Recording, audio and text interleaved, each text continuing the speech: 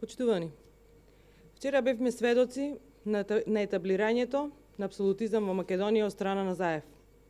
Уште еднаш се потврди дека со Заев, наместо реформи и напредок на земјата, се случува континуирано пропаѓање на перспективите и вредностите.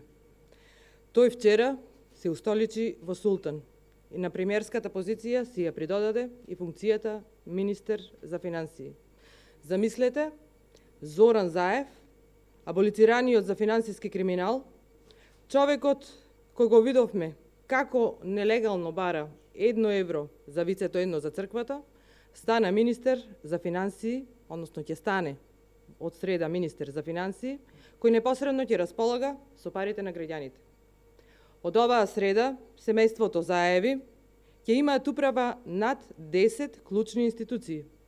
Управувањето со ова министерство, директно од страна на Заев, значи дека со него тој лично воспоставува контрола врз институции како Царина, УЈП, Финансиска полиција, Управа за финансиско разузнавање, секторот за трезорско работење, игрите на среќа, Централниот регистар, Управата за имотно-правни работи, стоковите резерви, управување со јавен долг, системот за банки и штедилници, системот за јавно девизно работење, системот за ревизија и неколку помали други институции.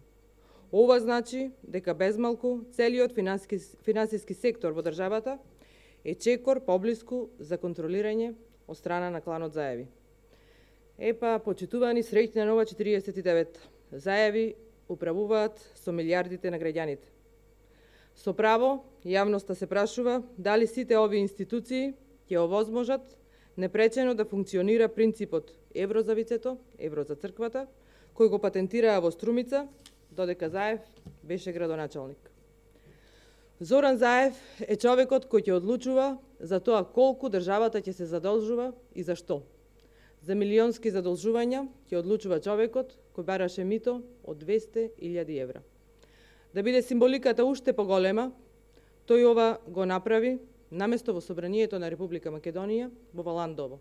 Да ве потсетам, истото место каде што пред 9 години најави дека живи луѓе ќе јаде, ако дојде и на власт, ќе се опкружи со партиски послушници, се од чистачка па до министер. За жал, следат уште поцрни денови, бидејќи се што фати Заев упропасти. Беше прв човек на телото за реформи во судството, а од тоа видовме само како си обезбеди нова амнестија за очигледен криминал. Заев си зададе клучна улога во дипломатијата, а донесе штетни договори за Македонија, која патем се уште чека датум за почеток на преговори со Европската Унија. Се постави како надлежен над тајните служби, а сега станува и министер за финансии. Замислете, после судството, дипломатијата, тајните служби, сега и народните пари се директно во рацете на аболицираниот премиер во Република Македонија. Благодарам.